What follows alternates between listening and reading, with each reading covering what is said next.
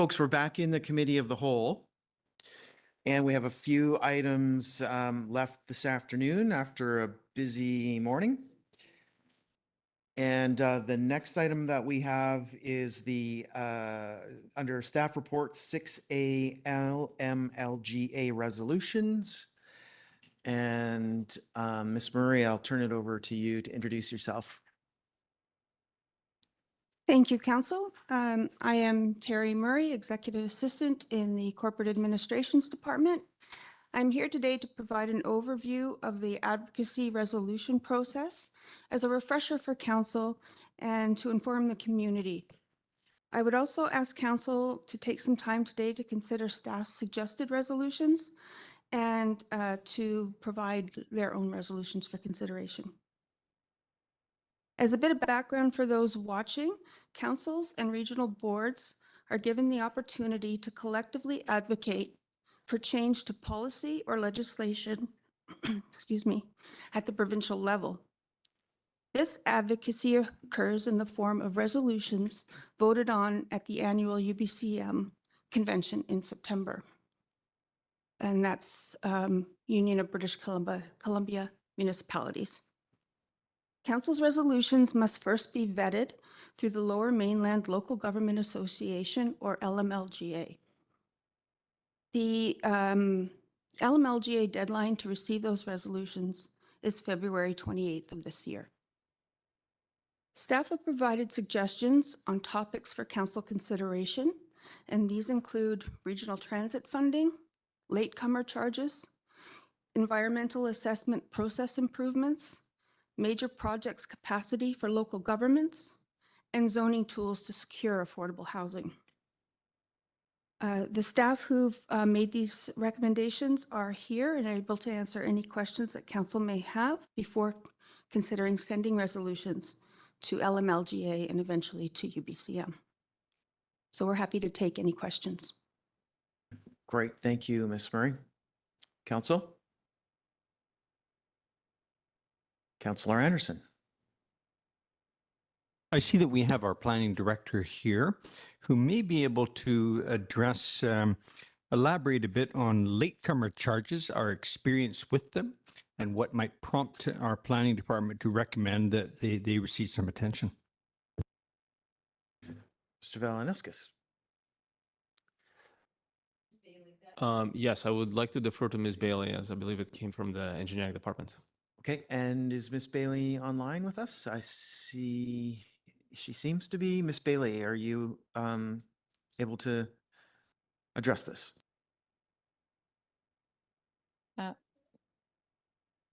Hello. Yes, I'm actually going to have to defer to Devin Kinaga, who I believe is in council to answer this question. This is a lot of deferring, but that's okay. He's online. We want to get to the expert. Hi everyone, and through the chair, I apologize. I had some technical difficulties, so I totally missed the question. Can you please repeat the question?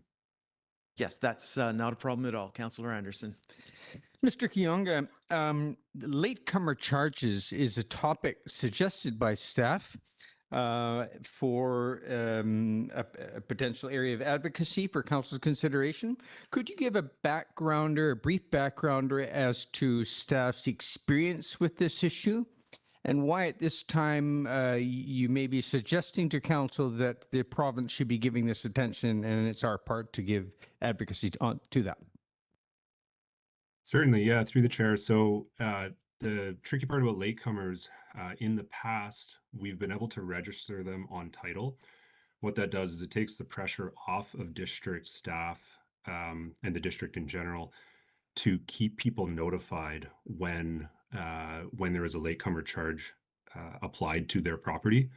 Right, unfortunately, several years back, the Land Title Office stopped allowing this to happen.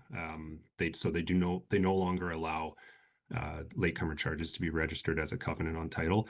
And what that's done is it means that anytime there's a latecomer charge, people can't find that out unless they seek out the information from the district. So I feel that places a lot of potential risk to potential developers or purchasers of any lot.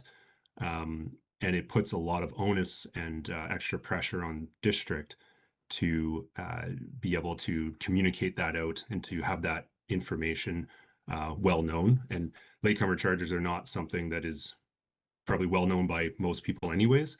So it's a very, very it's a challenging task on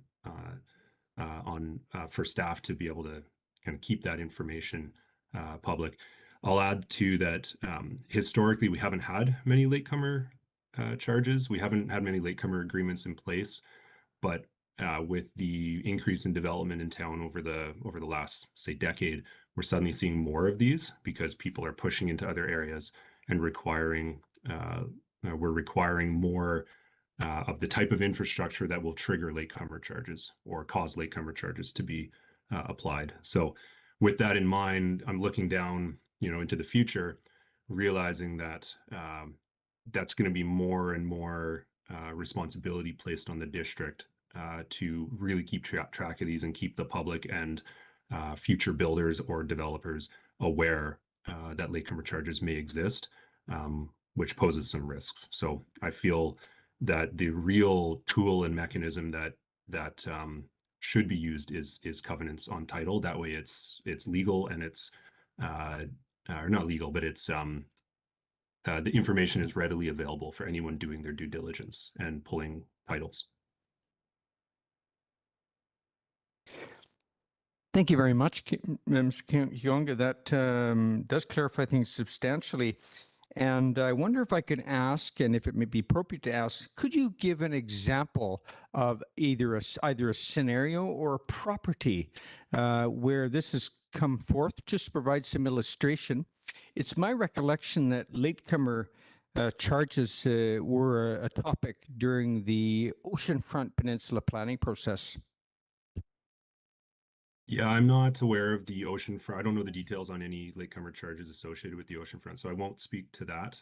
But I can speak to, for example, there's a property in downtown on 3rd Avenue by Vancouver Street that installed, for example, stormwater infrastructure in out on 3rd Avenue and in the lane as well. And those are latecomerable because we required that they install the infrastructure large enough to handle both sides of the street, and that infrastructure did not exist previously. They are eligible for latecomers to be paid from properties across the street or across the lane who would benefit. They would be considered benefiting parcels. So those benefiting parcels need to pay for a portion of that storm main. And right now, if someone wants to develop those properties, they will hopefully reach out to us so that we can inform them then of the latecomer charges. We can inform the current owners, but all that would be is a letter. So there's no way to know that they would pass that on to future buyers. And so anyone hopefully will do their due diligence and reach out to us for a pre-application meeting, and we can flag it for them. But if they don't, they miss that, and then they make decisions without that knowledge. Thank you. Just a follow-up. You've highlighted risk to developers and to potential purchasers and the onus burden that's placed on the district. Would there also be another potential issue, and that is when the district is developing, say, a road, that this may be a tool it wishes to be to use with clarity, say the Pioneer extension, where there'll be future purchasers. Is there also some other advantages for the district to have clarity on this matter, covenants registered on title? I'm not sure what the question is, actually. Are you able to elaborate, please? Yes, I'll just venture. We are building the Pioneer Road. There will be future properties developed there.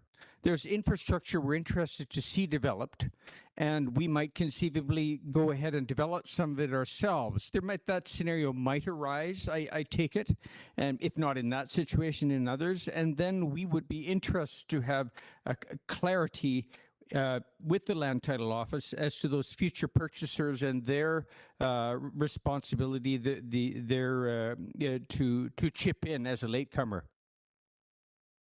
Or just Yeah, there is. infrastructure. Certainly, I think I know what you're saying. So, yeah, the Local Government Act does allow for municipalities to use latecomer charges as a mechanism to be able to recover costs. That's not something we've done as of yet, but absolutely, if we went that route, whether with Pioneer Way or any other infrastructure, then it's in our best interest to have that registered on title, absolutely, so that it's very clear to any future developers or purchasers that connecting to that infrastructure triggers that latecomer charge, which we would then collect. Thank you. That was precisely my question. Thank you for the illustration. Okay, thank you, Councillor Anderson. Councillor Pettingill. Oh, hold on. Sorry. I had Councillor Stoner, and I'll come to you after Councillor Stoner.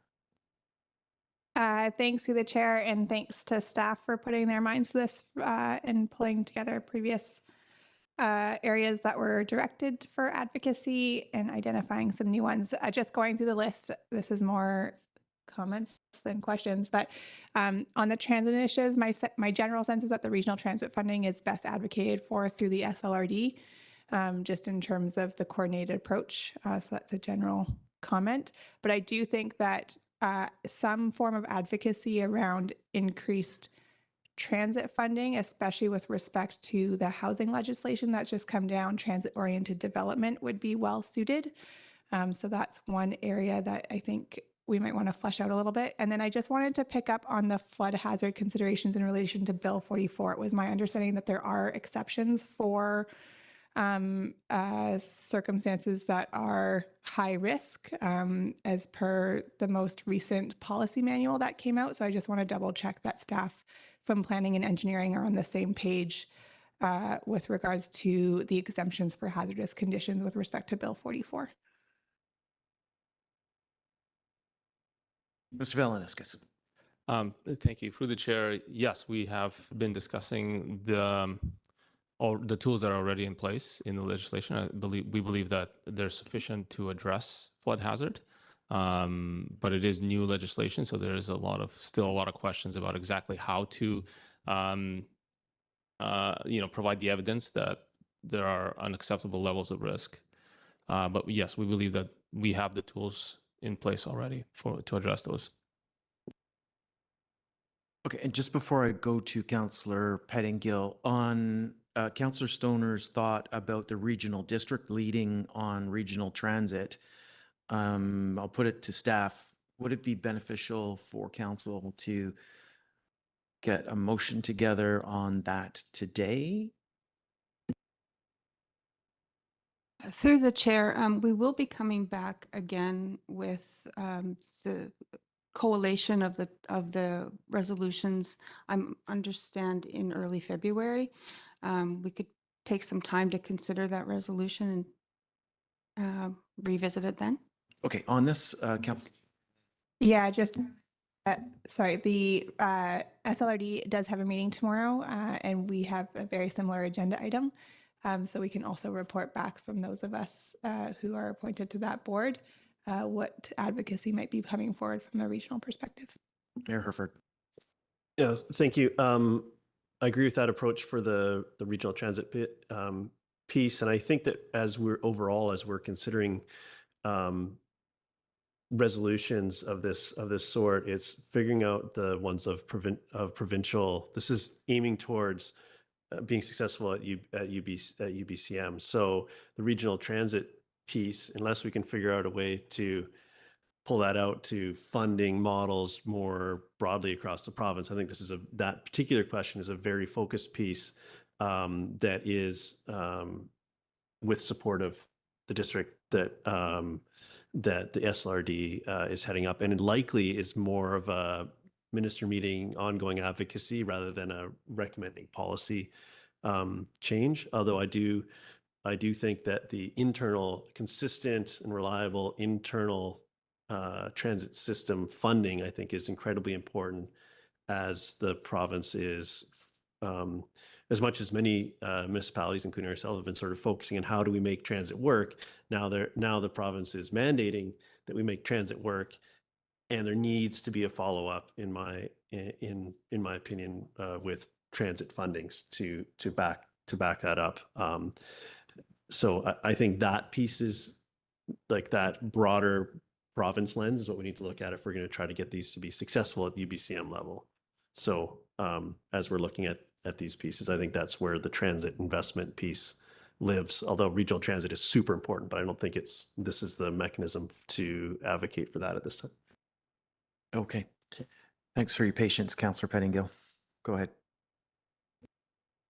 Thanks. And I was actually going to raise the question about Bill 44. I saw the same thing I thought in the policy manual, so I just wanted to understand. But a little bit related to that, Bill 44 also kind of looks like it may kill our low carbon incentive. And I'm not sure that there's a resolution there for LMLGA, but I did at least want to flag that I would like some understanding of what's happening there, what that means. And I understand that's coming. I just, in terms of the zero carbon step code and getting a summary of all those things, but just want to flag this as one more thing. I think there's going to be some follow-up from this. And so if we can include that in that discussion. Okay. Thank you, Councillor Pettingill. Mayor Herford. Thank you.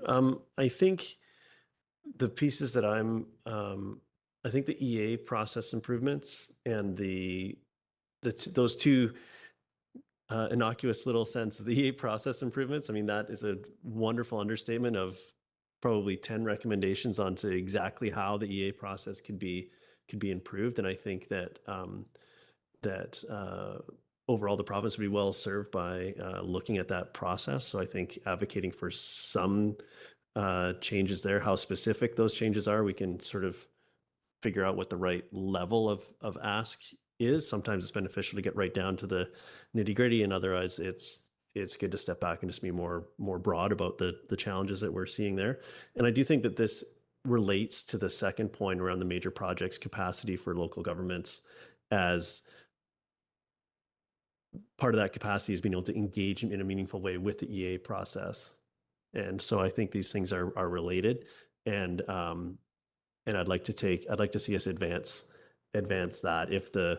If nothing else, the sort of the discomfort we've experienced in engaging and continuing to engage with that process, hopefully we can find some good can come of it, where we can perhaps save others from a similar experience. So I think that's an area that I'd like to work on. And I don't know if that, in digging into that deeper, if that ends up being, one resolution that covers both of them off, or 5 that fall into this umbrella. But I think there's a lot of work to be done in that area, and I'd like to see us advance that work. So that piece I'm quite interested in. I'd be happy to take it on or work with others if they want to chime in on that process. Councillor Stoner. Yeah, just curious on that topic. I know we've had a number of issues. We brought 2 resolutions forward last year that are related to this.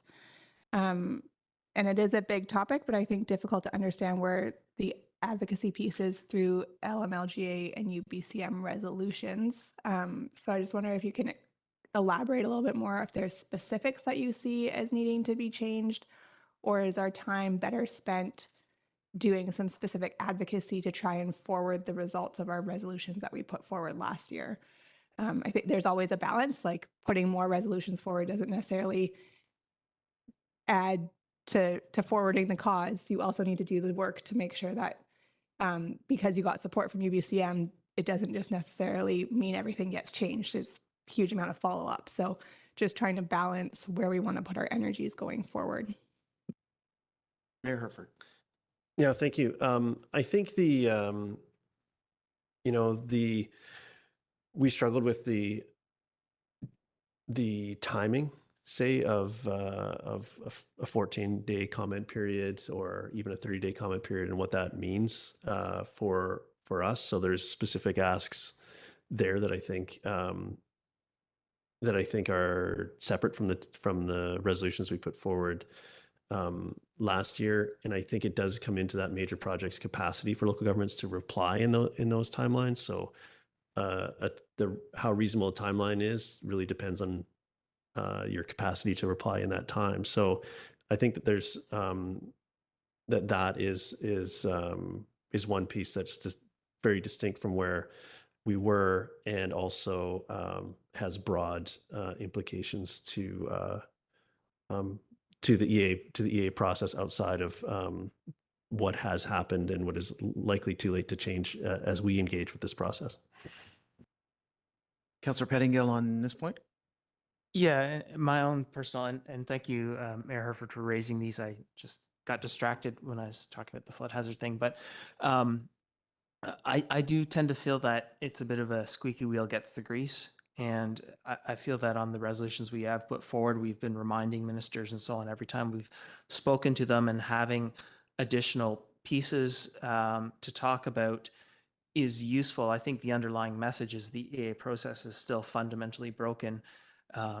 It seems that strategically getting a resolution that says that and asking them just generally fix it is not so easy. And so having a sort of library of things that need to be addressed, I think, and hammering them every chance we get, every opportunity is unfortunately maybe one of the only ways we start to see a change, and I think worthwhile, although frustrating.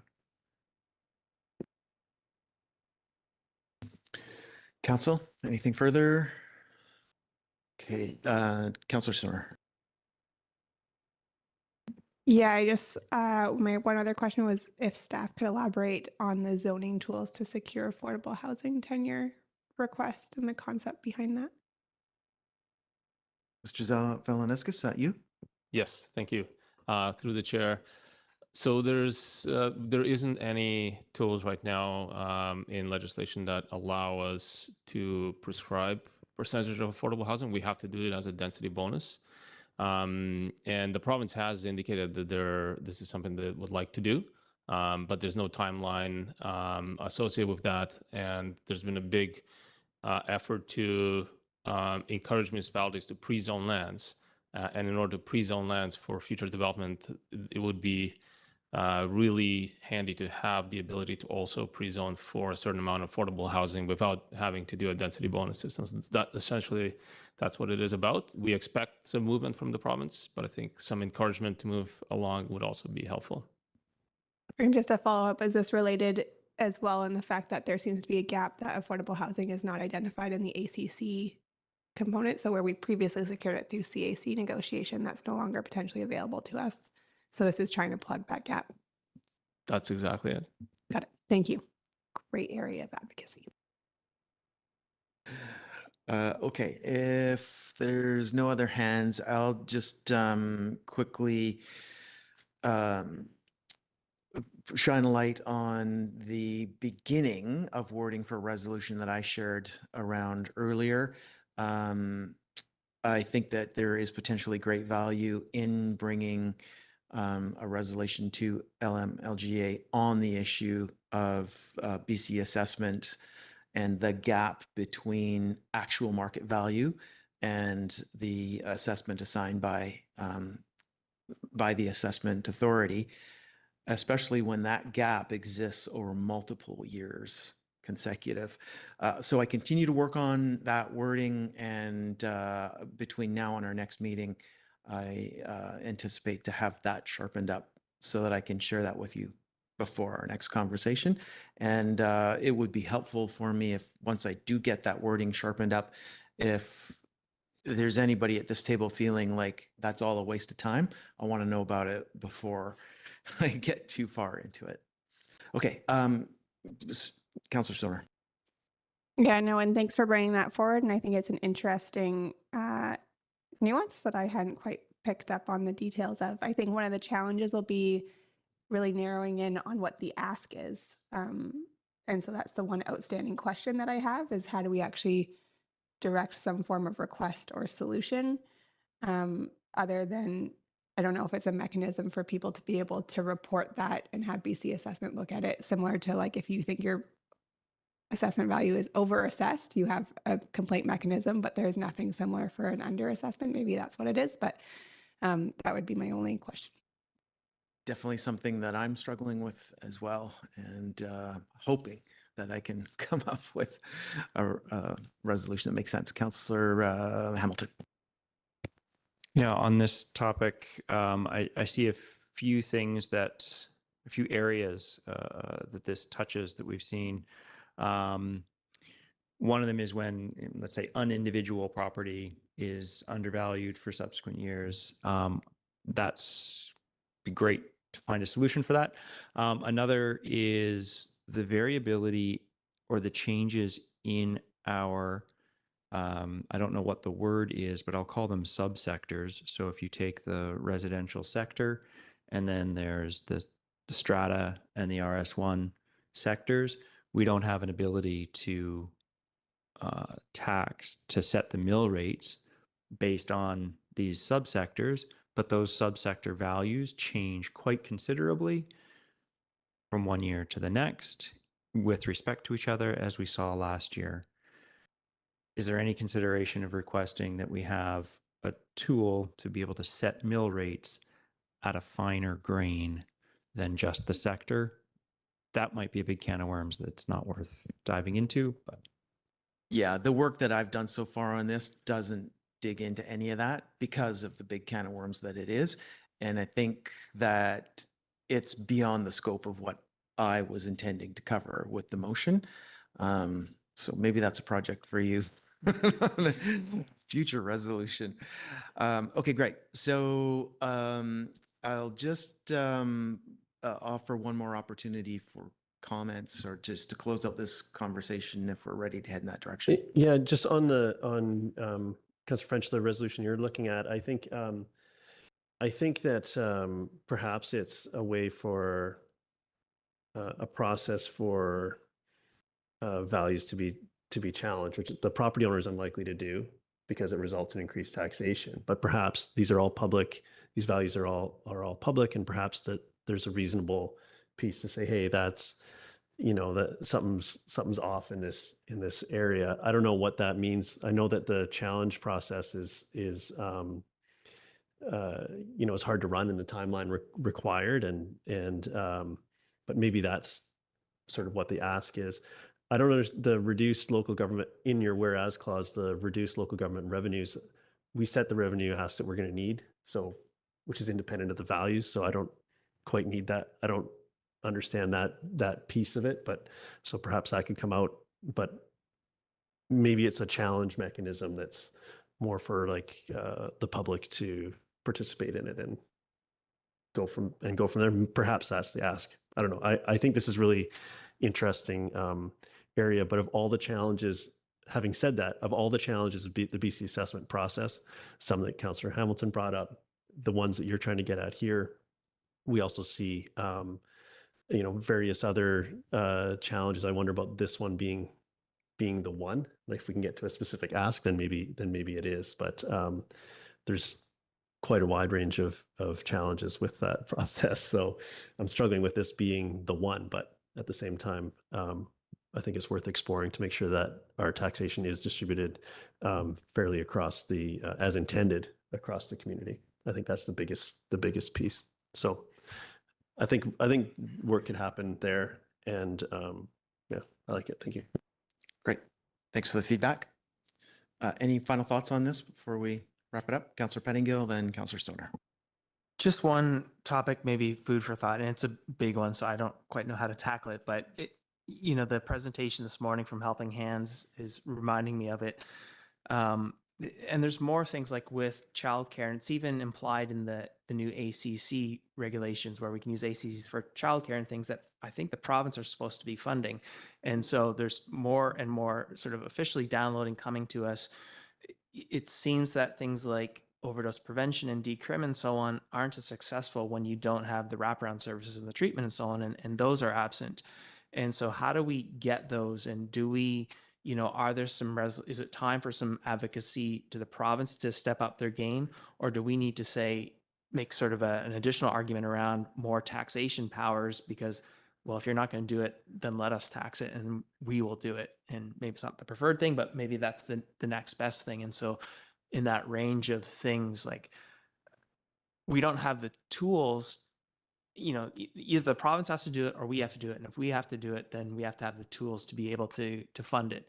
And neither of those things are happening. And so people are just kind of left without options right now. And so is there some advocacy on one side or the other of that we can be doing? Are you looking for an answer from somebody on that, or are you just putting all that out there? Putting it out there for now.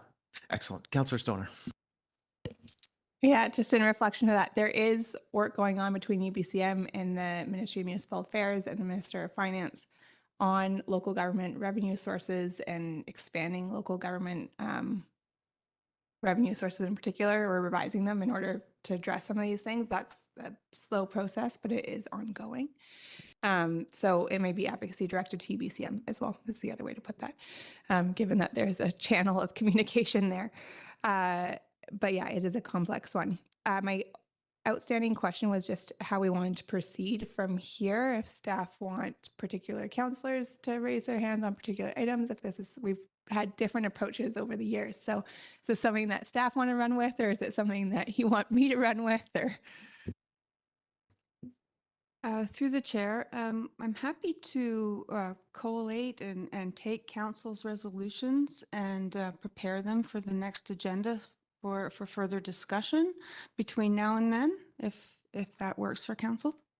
Yeah, that's great. And I think what I heard there does not necessarily require any kind of motion or direction to staff. Councillor Pettingill. Sorry, clarity for next agenda. Is that next week or? I was under the impression it was February 6th, but may happen sooner if required. Mayor Herford. Thank you. I think I would like to take on, or see us take on that some work around the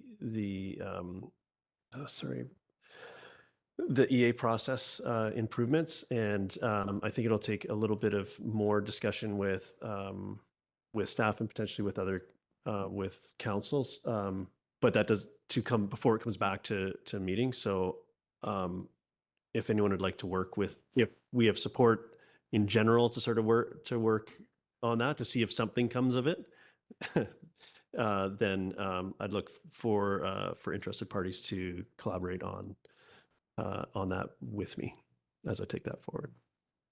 No, yes, obviously no more than two. Thank you for that, Ms. Arthurs. But or I'm happy to work with staff to sort of flesh out what that ask could look like. So if anyone wants to work with me on that to see if we get somewhere, that'd be good. Councilor Pettingill, Councilor Greenlaw. Okay, you got your two. That's it. Okay, You're cut there we off. go. Yeah, thank you. I just want to make sure if anyone else was interested, we could parse it out. Maybe we can find a way to parse it out into different pieces, but I'm happy to start there. Okay, keep in mind we're cutting into some riveting Japan presentation time. Councillor Stoner. Yeah, just put myself forward to move forward on the transit funding piece for local transit systems and the zoning tools for affordable housing. I'm happy to draft that and work with staff as necessary and take any other feedback if people want to jump on board. I also think the latecomer charges is a really interesting one. I don't think I fully understand it enough. So I don't know if that's one that we can push to staff because I feel like it's quite detailed. But I think in general, the concept makes sense to me, but I just don't have the background to do it. Okay, thank you, Councillor Stoner, and we'll look forward to hearing back from the regional district on transit when we next have an opportunity for that update. Councillor Anderson. Yes, I'll put myself forward for working with staff on the latecomer charges item. Very good, thank you. Councillor Hamilton. And if we're picking items, I'll do the flood hazard considerations. If we don't need, we didn't need to do that. No, solved. Sorry. Thanks anyway, though. This is the thought that counts. Very good. Unless there's anything further on this, we'll recess for 5 minutes so that we can set up for the next presentation. So back at 5 p.m.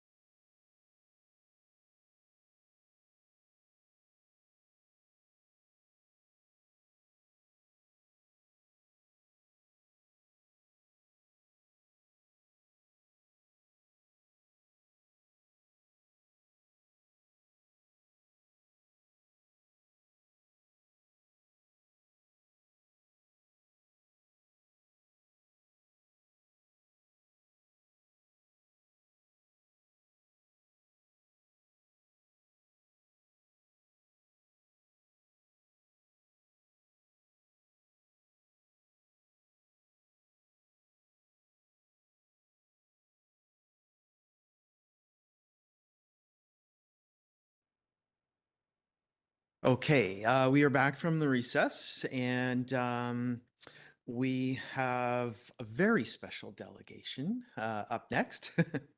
I'll turn it over to you to introduce yourself and your topic. Thank you very much, Councillor French. So myself and Councillor Greenlaw are going to present, are excited to present to you on our experience visiting our sister city in Shimizu Town, Japan. We were there for the 60th anniversary commemorative celebration, which happened in November. And this on the screen, you see our opening screen here, "Living Life That Shines Richly" is the town slogan, as best translated, of Shimizu Town. So our first few slides are really about the background of the sister city relationship, which has been in existence since 2003. So a longstanding relationship. They are a long ways away from Squamish. So all the way on the other side of the inlet. It takes, of the Pacific. How long was the journey for us to get there? Oh, I was trying to remember. It was at least 18 hours. Yeah. So there's not much between here and there. And it was the first flight I've been on where they were on the airplane where they show the locators. They were showing underwater mountains and trenches because there were no physical features for us to be flying over, which is, and specifically in Japan, it's located just south of Tokyo, which is it worked out to about a 45-minute bullet train ride from Tokyo. And we have some other location pieces, but just try to situate you as to where this area is in relation to the rest of Japan. So our areas, so this is a sort of a quick comparison of Shimizu Town to Squamish. So they have a little bit more population. They have we're going to talk a little bit more about the river later in the presentation, but where the Squamish River obviously goes up to a huge volume, the river is far more consistent, which we'll get into. Interestingly, the new resident population is the fastest growing in the prefecture, and that is really interesting because overall Japan has an interesting situation where the population has stagnated and started to decrease, and internally there's been a migration to the larger centers. So this is a smaller community, and to actually be maintaining is a win. So, and a little bit of growth is a huge win in the context of Japan in current day. Interestingly, currently Japan has a situation where we talk about housing a lot here. Japan right now has somewhere between 9 and 11 million abandoned homes. So it's a totally different take on real estate, which is one of the things. But the fact that they're growing, I think, is really interesting and stands out. So just a little bit of background, some prior visits, so there's been some visits both ways over time, but it had been quite some time since one of those visits. So about a decade. So it's time to. So we received the request. This is the request that we received from Shimizu Town to attend their ceremony. This is their town mascot, which, do we remember the name? I know we have it on a later slide. I think it's Yusui-ko. Yusui-ko. So the hat represents Mount Fuji, which is in the background of the community, and he is essentially a superhero to defend the water from trash and other abuses. Is that? And there was a live mascot, which we didn't get a picture of at the time. We didn't realize it was the only opportunity we're going to see him. But so this quickly goes through our council resolutions to commence the trip. There's a timeline there, which you're all there for those steps. So I won't go into that too much. Arriving in Shimizu Town. So just to to the right in that image, where there's a little valley, just there is where Shimizu's located. And the image on the left is the Izu Peninsula, where Shimizu is the gateway to the Izu Peninsula, which is a UNESCO geopark, which is another similarity to Squamish, where we have Yucupsum Sound as a biosphere region recognized by UNESCO. And this bay, interestingly, is the deepest bay in Japan. It drops off so deep that in the winter, they're actually seeing deep sea creatures. Observing them at the surface. So it's a very unique place for sea life, and we have some context or some other slides that speak to that more specifically. Also rumored to be the home of Godzilla, this bay, due to its deep and mysterious nature. So, but the Izu Peninsula is quite famous for for beaches and diving areas, as well as onsens which are traditional baths based on hot water springs.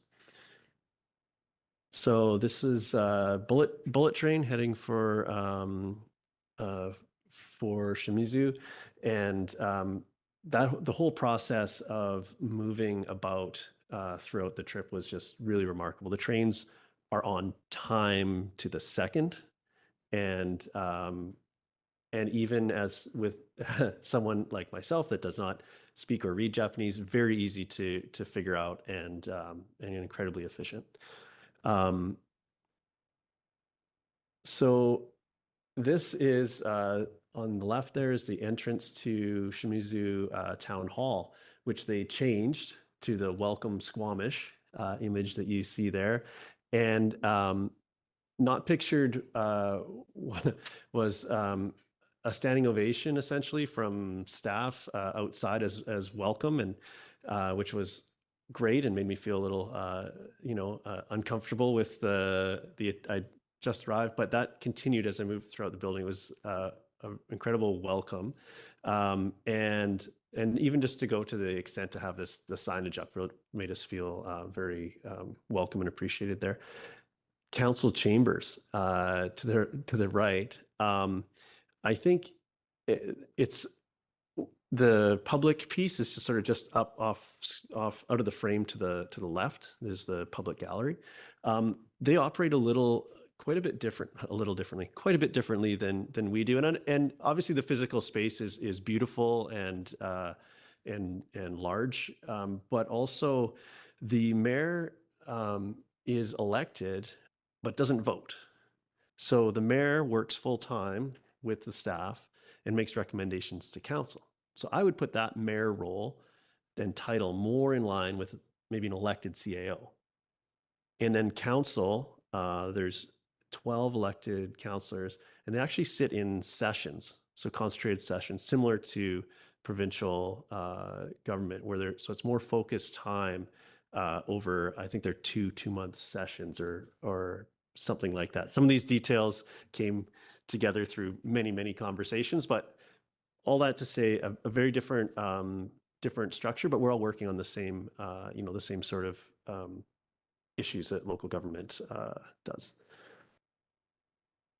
The main event. So they put on an amazing anniversary ceremony, and it was a very busy day this day, where we toured the town, we did the ceremony. There's a tea ceremony and a big group event with elected officials following. So this is these are some images from the event, and we were sat at tables on a big long stage full of other people giving speeches. I quite like that it's quite something to see your name translated in that way, and yeah, it was quite the experience. As part of that, I was invited to give a speech. I believe the next slide is. So this on the left is the translation of my speech, which there was some discussion as to, and the picture on the right is actually taken from roughly where I was sitting. So it shows some of and you can just see the mascot hiding out in the wing there, about to Yeah, so I'm glad the mascot came on after me because it's a tough act to follow. But there was some discussion around having the speech translated sort of in real time versus translated and distributed, and this it was distributed amongst, so I could deliver the speech and they could read along it in Japanese, and those. You may have noticed I like to ad lib sometimes. And with this, I was like, well, I have to stick to what's translated because that's what's translated there. So, but very formal, where there was the process to speak was you approach the walk to the middle space, and you can see some folks behind or just obscured by me there, and you bow to them. You bow back to the table, the tables that we can see here, once to the flag, and then to the podium, and to the audience before you deliver, and then inverse on exit.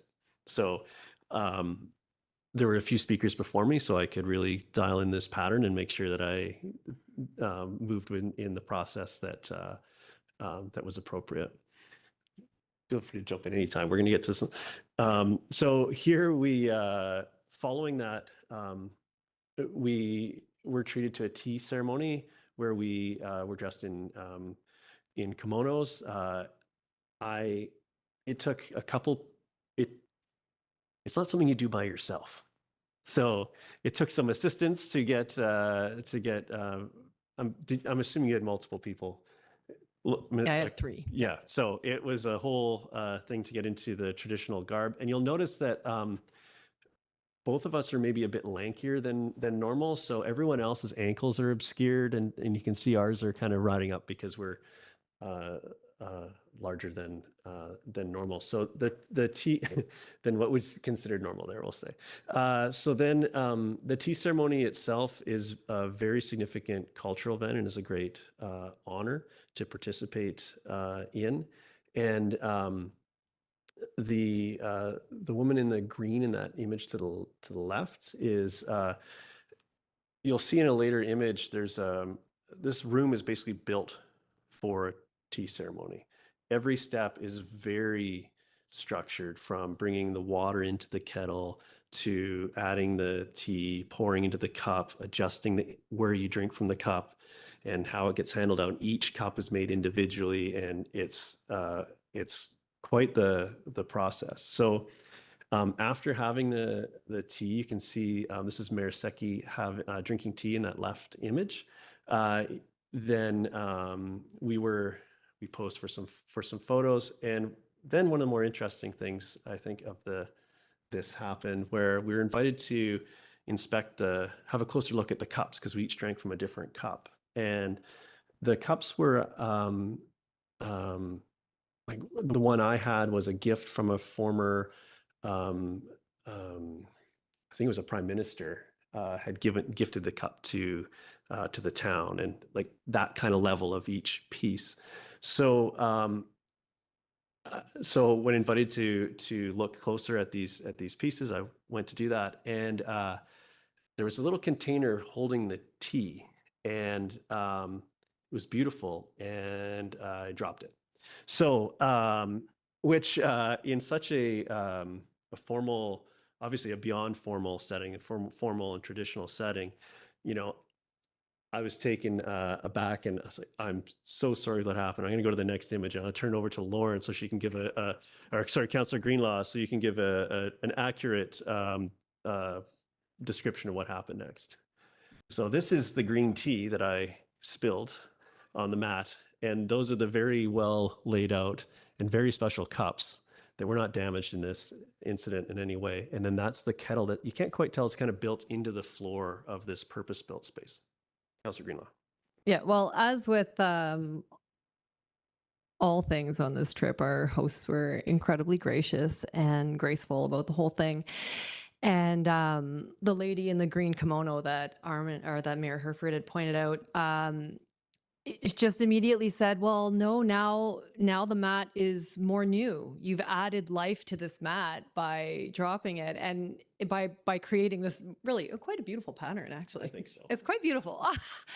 And it was just really interesting because it ties into, you know, when we talk about circular economy, I mean, there are aspects of the Japanese culture that really embody circular economy and upcycling, right? Like if you look at the white bowl, the second one from the right there, it's been broken and repaired through that technique kintsugi, right? Which is like taking something that had less value and adding value to it as it breaks and gets older. Like it gets more beautiful, functional, and valuable with age. So it's just a really beautiful, like adding that dimension. Yeah, thank you. It was really besides it being what I wanted to hear at the time, that no, this is fine. It actually this overall concept was really refreshing, and oftentimes as things wear in our culture and it's not brand new, we think of it just as having less and less value rather than being an object that can tell a story. And now it has a new life. Of course, I'd like to avoid providing things new lives in this way, but it was a really interesting piece of learning. And before we go on to the next slide, what happens is that tea container is so artfully designed that the lid and the base look like the same thing. So when I went, because it's all just one, but the lid comes off, which you have to hold it by the base when you put it down, apparently. So anyways, but this was quite an interesting piece, and that philosophy translates out into so many other things. Sorry, I just had one more thing to add. That pot is actually apparently 200 years old. It's been being used in ceremonies for 200 years. And also that little spoon there, like Mayor Herford was saying, there's so much intentionality. Like everything is so ritualistic in this ceremony. And that spoon is actually made from cedar, which is very interesting because it's, you know, you're seeing cedar come in their culture and how they use it in their culture and how we use cedar in our culture. So I thought that was a really cool connection.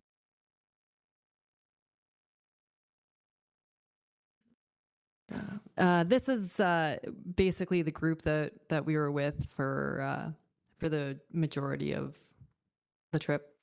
And these are gardens behind this beautiful restaurant where we had dinner. And then to the right, that's a Shinto temple. And Shinto is one of the main religions in Japan. And my understanding is that it worships nature as opposed to any deity, which is very interesting.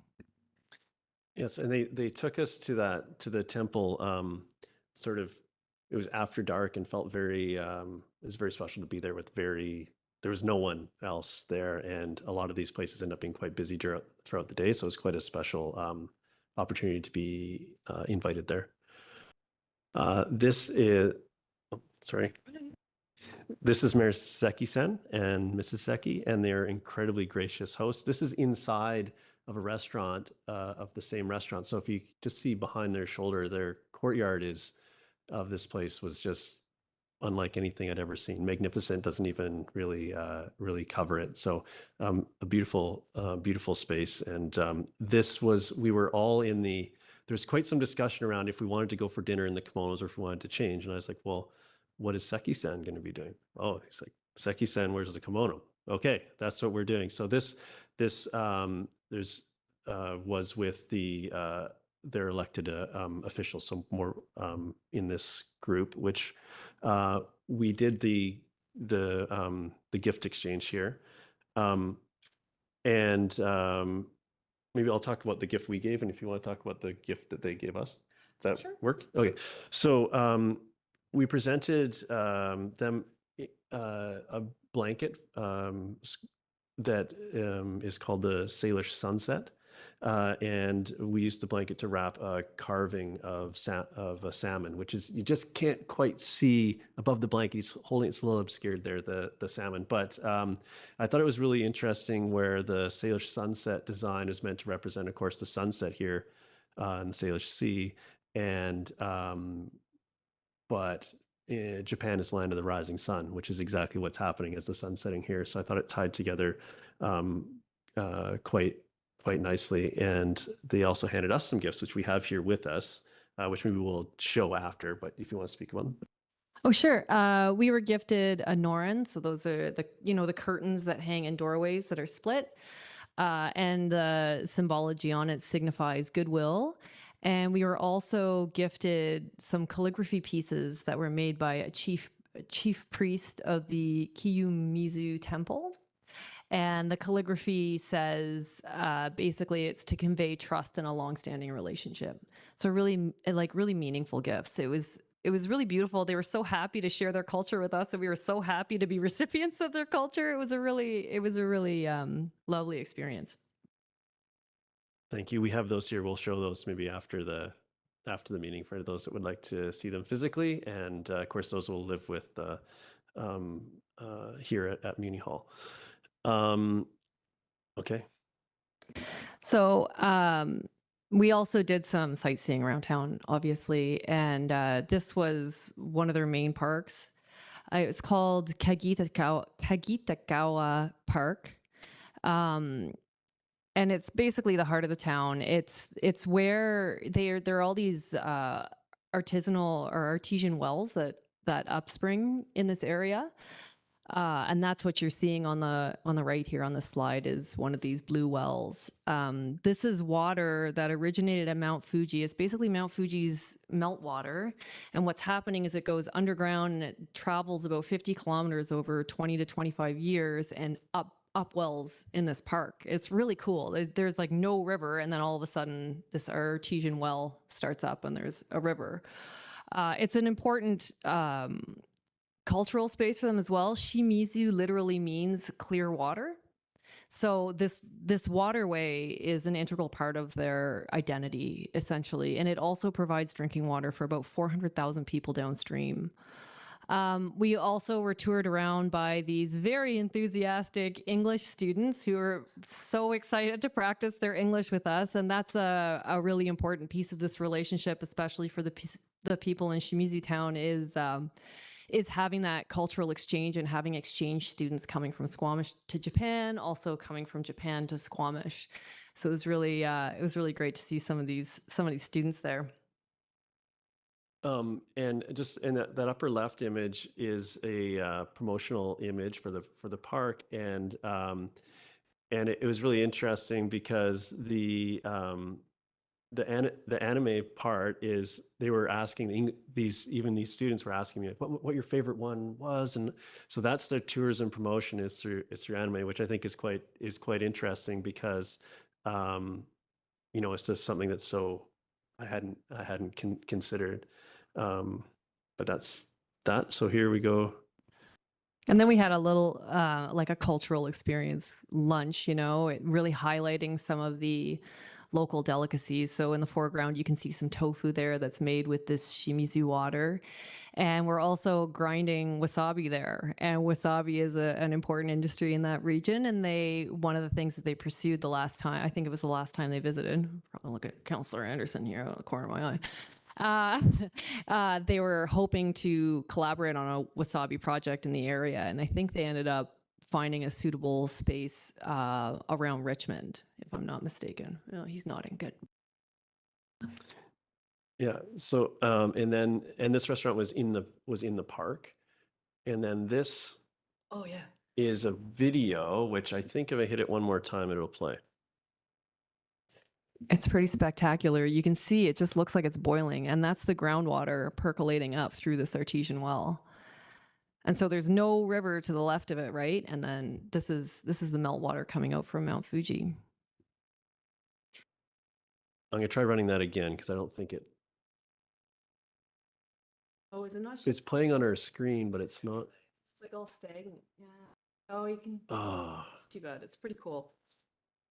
For those interested, we can post this video, but essentially the gravel there looks like it's boiling, so you can see it. And this is the, sorry. So this is the largest freshwater spring in Asia. So a river erupts from the ground around here, and it's really remarkable to see.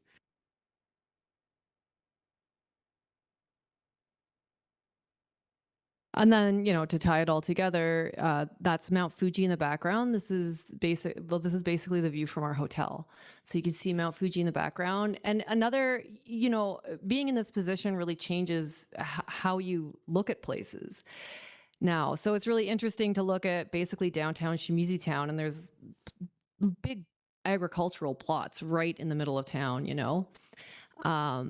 And then, yeah, similar to here where we have Inchikai overlooking our town, they have Fuji overlooking theirs. And then at the bottom there, that is the 5th station on Mount Fuji. So you're at 2,300 meters there. And Fuji itself is 3,700 meters. But yeah, that's the source of the Shimizu spring water. And obviously it's a cultural icon for Japan. So here's some images from taken from a short walk from that fifth station, and some of it looks familiar. You know, we've got the sort of the old man's beard, moss on the tree, but if you look to the right, it's rhododendrons as underbrush. Really, really interesting space. And down the middle of this path are roughly 1 meter by 1 meter stones placed in the middle of the path. So, which is mind-boggling unto itself. And I have no idea how long that path has been there, but I know it'll be there for a very long time when it's constructed in that way. But the climactic zones you go through from near sea level at Shimizu town and all the way up to this level, and just a short walk over into this sort of barren area that was clearly had more recent activity. Oh, and then we went to this aquarium, which is, of course, in a shopping mall. It was quite small. It was probably maybe twice the size of this room. And it focused on educating the public and also collecting juvenile species of aquatic animals and researching juvenile species. So they'd actually captured juvenile specimens that had never been studied before. So it's a pretty important aquarium, and it's all from the local ecosystem, which made me think about, of course, we have some catch and release aquariums in municipalities near us, like Euclid and Gibson's, and how much fun it would be to have a house sound catch and release aquarium. Just saying. And it didn't take a lot of, it took a remarkably small amount of space to be really impactful as far as the displays and we had a tour. Is that what's on the next slide? Well, the next slide probably won't work, but I had to put it up there because it's a mantis shrimp. And for any of you who have never deep dive mantis shrimps, they're one of the most fascinating species on Earth. They punch so hard that they cavitate the shells of their prey. And anyways, they're basically one of the coolest animals on Earth, but it's not working, so.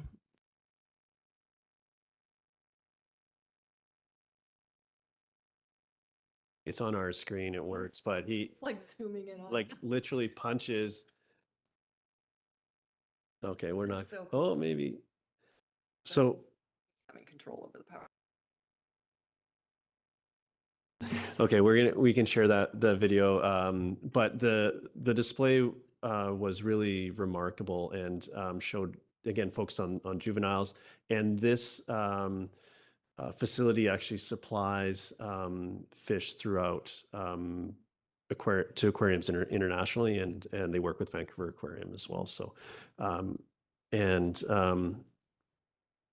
this was the mall it was in. And when you first walked in, there was a big educational piece about where they had a lot of recovered garbage from the ocean, and they were a lot, inviting people to make these I guess they're Hercules beetles, and they're supposed to be like the symbol of crushing the trash problem. So this is the public invited to do into the art project. So and all of the material they used, they actually recovered from the beach to really tie it together as to what was happening. And one of the more impactful displays for me in the aquarium was a display that had jellyfish, but also had plastic bags floating through, and just how similar they looked. And you can see why animals that consume jellyfish end up with a bunch of plastic in their belly, and the importance. So it was really great to see this sort of integrated throughout the mall, even if you're just going shopping. But yeah, really, really interesting. So these are some interesting pieces sort of along the way. And some in Shimizu and some in Tokyo en route. On the left, you've got it. This is a single family home construction site. So really, really small footprint, no sprawling out onto the street. I'd say, and almost entirely covering the whole lot, but the little crane there, really, really, really efficient. And if you look at what they use to build it, those are big steel I-beams, just a different construction method than we use here. The next image to the right is a train station in Ueno Park. It's just stunning facility that goes right into one of the jewels of Tokyo. There's a zoo there as well. But oftentimes when we think about public transportation, I don't know that image comes to mind from an infrastructure perspective.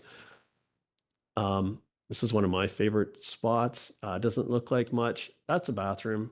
That's an extremely tiny park. We'd probably call a pocket park here, but it has one stall washroom to, as we all know, I think how long you can spend at the park and thus how useful a park is to you really depends on the weakest bladder in your group. I think it's really, really important. And this little corner was just in a residential neighborhood, and you can see there's a mix of single family and there's some taller buildings behind, but quite a small park space, but very efficient use of the space. And I think I know in this role, when I see something like a little washroom like this, I have some understanding of the complexity to actually achieve something like that. So I thought that was really, really interesting piece. The building to the left is innocuous until if you look really close, it's an indoor bike parking at the bullet train station in Mishima, which is the adjacent town that the bullet train leaves from. So as we look at as we contemplate more and more people doing active transportation, what does that actually mean? We see full bike racks, and what does the next, it's probably 10 layers out from where we are, but it's really interesting to see that that's purpose built. And then in the right-hand side, that is a stacked car parking to maximize the efficiency of that. I know this has been a discussion point with that boutique hotel down at the end of Cleveland has some element like this, but this was quite common as we traveled around. This one is interesting. On the left, you've got individually packaged. You can buy, that's 3 slices of bread on the left, and then you can go to 6, and then you go all the way to a loaf, which I thought was really interesting as we look at food waste. Being able to buy an appropriate portion, I think, is interesting. But of course, there's a lot of packaging that comes with this. So they did have great recycling everywhere. No garbage cans, no public garbage cans anywhere. But occasionally, when you saw something, it was this with these very well thought out recycling. I appreciate that they were clear. So if perhaps you couldn't read Japan or quite decipher what they're trying to get at with the images, you can see what other people had put in which one. And then on the right is just an example of how much actual plastic it takes to do these smaller portionings. So I bought a few grapes and some sushi, and look at how much packaging came with. But luckily, there's good recycling. So these things are complicated to address, but I thought it was quite interesting how they approach that. Shared spaces. These are roads that are two-way. I love the traffic jam on the left. I saw these 2 ladies leave a senior center and make their way through, and this is a construction worker, I think, from that construction site that I had an image of, maybe heading home from work. The other 2 images are streets that are two-way, and you'll notice there's no on-street parking. It's just not something that happens. So there's just a different hierarchy, or maybe a level playing field for vehicles and bikes and humans on the streets, which I thought was really interesting. And this one, a lot of really creative uses of space. So this looks like a mall, but in that image to the right, you can see it's a train tracks above. So this is just under some train tracks. They used this space to create very small retail spaces. And if we think about how spaces like this are used in cities around. These are often spaces you want to avoid, where they attract crime, or maybe are used for parking or some other sort of random use. But the intentional use of spaces like this, I think, was really interesting. And the one store in the center was around a repair driven establishment too. So a lot, again, back to that sort of repair culture. This one, I have some notes on my phone. This one was really special for me. I found myself in this little cafe, and as I was looking for good coffee, and I got kind of addicted to these Japanese pancakes, but that's a whole nother topic. And I stumbled upon this little cafe, and they have art installation as part of their cafe, which I've seen lots of art in cafes. You know, that's nothing new, but here they had the artists were there for, I think they're there for 2 days, and then they switched to someone else, and the artist is there. So this artist handed me a letter, and this exhibition was called The Gaze of Affection. And just briefly, we were here in early November, right around Remembrance Day, and I'll read just a quick piece of the letter she handed me. Hiroshima was the first city to be destroyed by an atomic bomb in the world. In fact, I'm a second-generation atomic bomb survivor. My mother did not tell me that she had experienced and survived the atomic bombing until I got married. She is worried that I would be discriminated against. My mother lived in fear all her life. I grew up feeling uncomfortable with her. Conflicts affect us for many years, not only physically, but also in our hearts, our family relationships, and our lives. Affection will bring peace to the world, and I like to convey this message through my paintings. And her name is Yoko Satuo. I'm probably not pronouncing that correctly, but it was really profound, and it's not an experience that I've ever had before, or considered that point of view. So really interesting, and also shows the power of small business. If you look at how tiny that little building is, there's only 12 seats upstairs, and that was it. Very small space, but can have quite an impact. Quickly, so budget considerations with this. As shown on a previous slide, council had approved a budget of up to $11,000 of council contingency funds. When the trip was okayed by this group, the actual cost was far less. It was $4,122.97. And due to the generosity of our hosts, which wasn't known at the time of the budget, they covered everything while we were there. So the costs actually fit inside the annual travel and conference budget for the mayor and council. So no council contingency funding was spent. It was just inside the normal envelope of our annual travel and conference budget. Konnichiwa. And there you go. That was our attempt to be short and concise on this, but we're happy to take questions if there are any. Council, questions? Council Anderson. I recall looking into a directory of Japanese sister cities, and I had the impression that many Japanese towns have several sister cities. Were you the only visitors for this occasion? Does Shimizu Town have other sister cities elsewhere in the world? Thank you. You're absolutely right. Japanese communities take their sister city relationship. They really value the sister city relationships. They do have another sister city in Taiwan, and they were not in attendance at the festivities, but they did speak about their friends in their other sister city. Any other questions? Thank you very much. Councilor Anderson.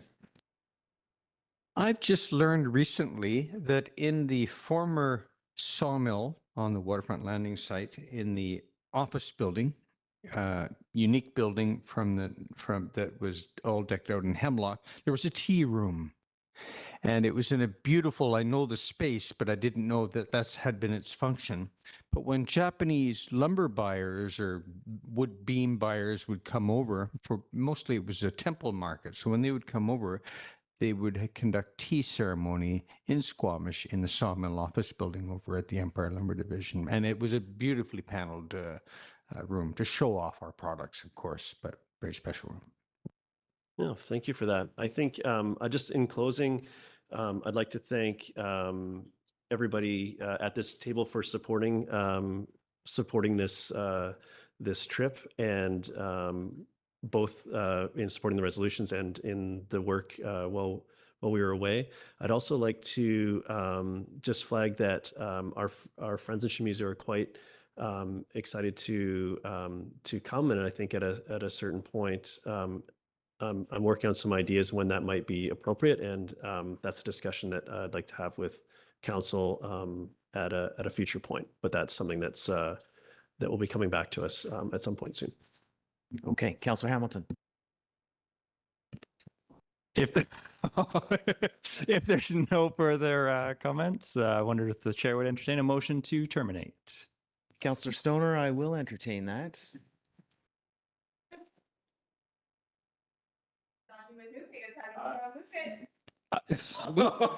Technicality. Motion to terminate moved by Councillor Stoner, seconded by Councillor Hamilton.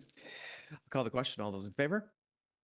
Motion carries unanimous. Thank you, staff, very much for carrying us through today. And